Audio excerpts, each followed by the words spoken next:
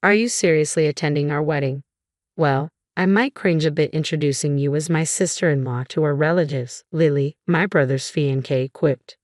I'm Katie, a 37-year-old single woman who left school early. I don't hide my dropout status or my solo life at this stage. Actually, I embrace it, knowing it's led me to a fulfilling life with my beloved family. Since I can remember, my family has known poverty and the absence of a father figure. My mother, unmarried, raised me and my younger brother Georgie, just 2 years my junior. Despite her tireless efforts, providing for two children meant we were always on the brink of financial struggle. Occasionally, a relative would offer assistance, but my mother would politely decline, saying, "Only when we're truly desperate, please." When I questioned her refusal, she'd respond, "Accepting might upset his wife." Yet truthfully, there were times I wished she had accepted the help. Georgie was an exceptional child, consistently ranking at the top of his class in elementary school. As his proud older sister, I envisioned a bright future for him. His teacher even suggested him for a prestigious school, but finances barred that path. Instead, he settled for a less than ideal institution, leaving me feeling helpless. Determined to support him, I made the bold decision to leave school and enter the workforce. Truthfully, academics never held much appeal for me. While job opportunities for dropouts were scarce and poorly compensated, I found myself in a modest office position. When the business owner retired and recommended me to a reputable company, my fortunes changed.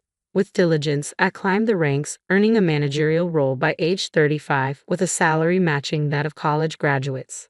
Yet my brother's fiancée Lily appears disapproving of my dropout status, particularly since my brother Georgie, now a graduate of a prestigious university, thrives as a salesman at ABC Trading, a top-tier company. Whether it's my single eyelid or my demeanor, Lily seemed to peg me as a failed dropout from our first encounter. I was taken aback when Georgie disclosed Lily's query, "Is your sister, like, some sort of troublemaker?" Despite Lily's striking appearance and her father's position as a director at ABC Trading, where Georgie works, her character is questionable at best. During one visit to our home, Lily was so repulsed by our dilapidated apartment that she refused to step inside, lamenting, despite dressing up nicely, "I'm getting dirtied." She felt ashamed that her boyfriend, under her father's authority as department head, commuted from such humble surroundings. Consequently, she arranged for Georgie to move into family housing, leveraging her father's influence.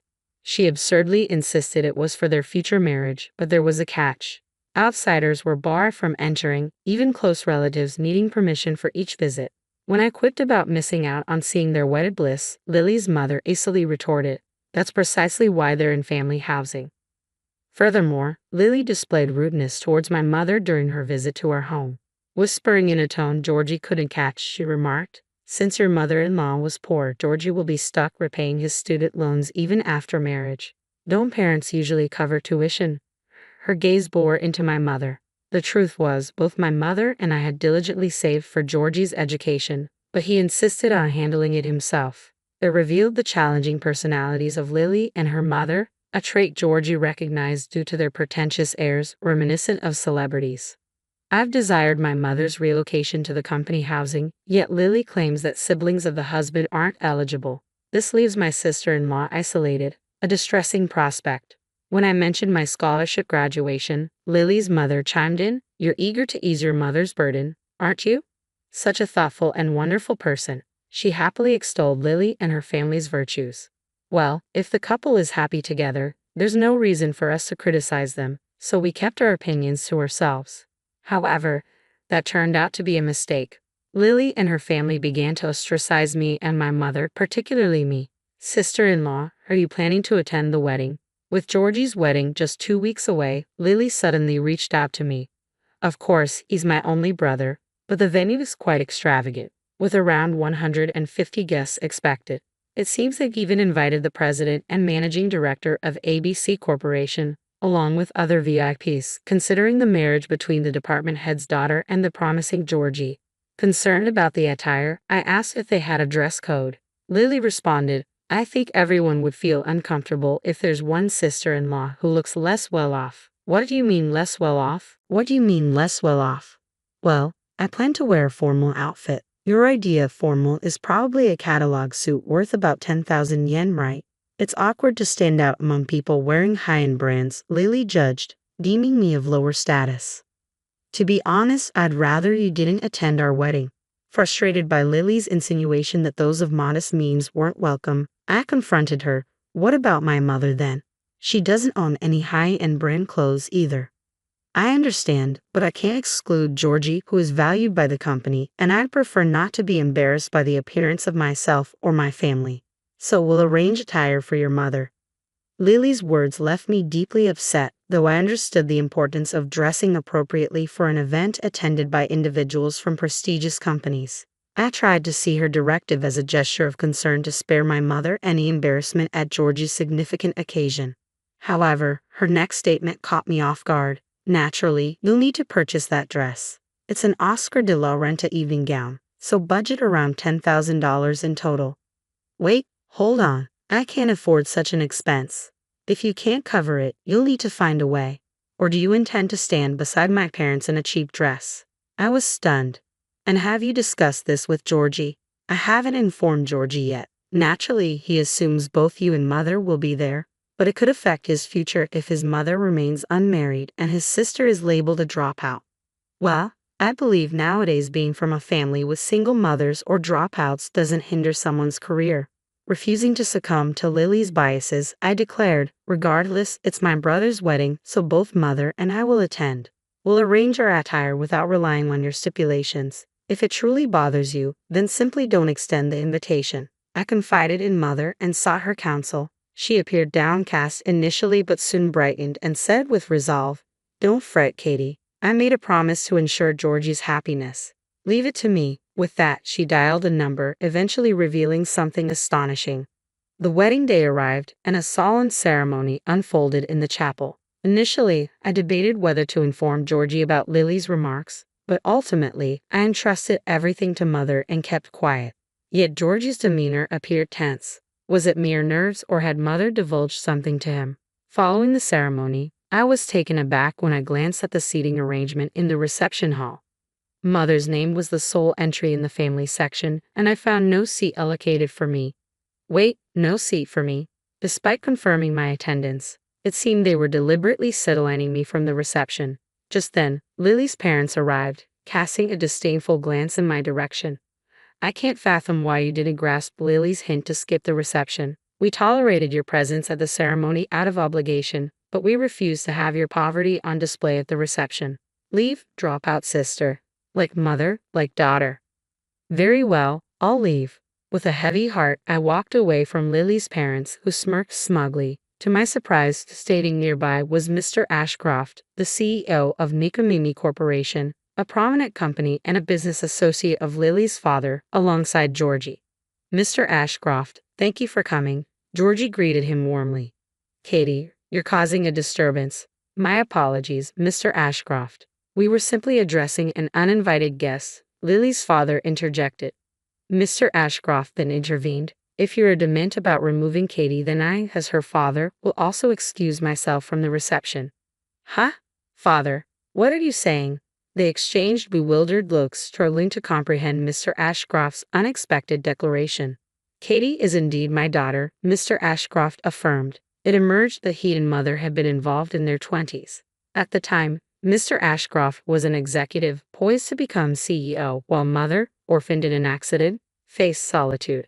Their relationship encountered initial resistance. Moreover, when mother became pregnant with me, Nikomimi Corporation, Mr. Ashcroft's father's company, teetered on the brink of bankruptcy. Opposition abounded, thinking the marriage would aid the company's recovery. Thus, mother proposed postponing the marriage until the company stabilized. Despite societal disapproval, she embraced single motherhood, nurturing me with the love she shared with Mr. Ashcroft. However, the company's fortunes didn't markedly improve. When mother became pregnant with Georgie, the CEO's daughter, extending a proposal, offered a lifeline, mother selflessly stepped aside, asserting, "I'll raise our children with care. You needn't acknowledge them. Just find happiness with her and revive your company." Upon marrying the CEO's daughter, Mr. Ashcroft not only revitalized his company but propelled it to unprecedented heights, where it transitioned into a publicly traded company. However, our marriage remained childless, and we divorced a year ago due to my wife's infidelity. Following this, I sought reconciliation with mother shortly before Georgie's wedding. I met with Ashcroft, the company's president, and my father.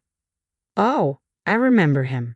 Yes, he was the uncle who visited our apartment occasionally during my childhood, offering assistance to mother. Little did I know he would later become President Ashcroft. As I glanced at him involuntarily, he offered a reassuring smile and remarked, "You've been through a lot. Your mother told me about the upcoming wedding." He confided his concerns in me. President Ashcroft, now Georgie's business partner, was well acquainted with Georgie's abilities. I hope for him to lead Mimi Corporation someday.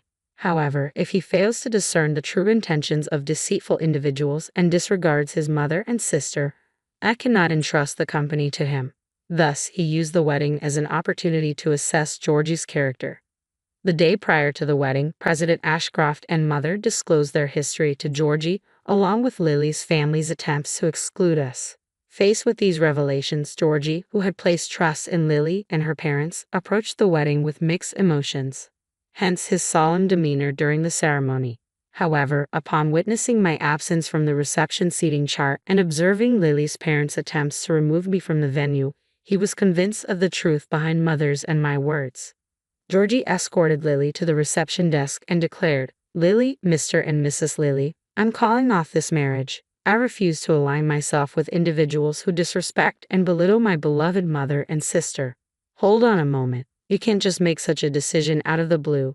Indeed, this is all a misunderstanding. Besides, we've already completed the ceremony. The pair was in a state of panic, yet Lily, failing to grasp the gravity of the situation, inadvertently worsened matters. "What, Georgie, are you choosing those lower-class mother and daughter over me? You should know your place." Lily's parents, visibly shaken, attempted to intervene, but it was too late.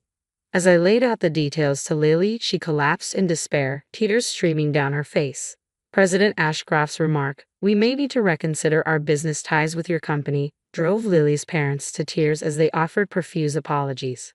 The entire reception witnessed this exchange, leading to its abrupt cancellation. Georgie severed all connections with Lily, refraining from filing the marriage paperwork. Subsequently, I received a furious phone call from Lily.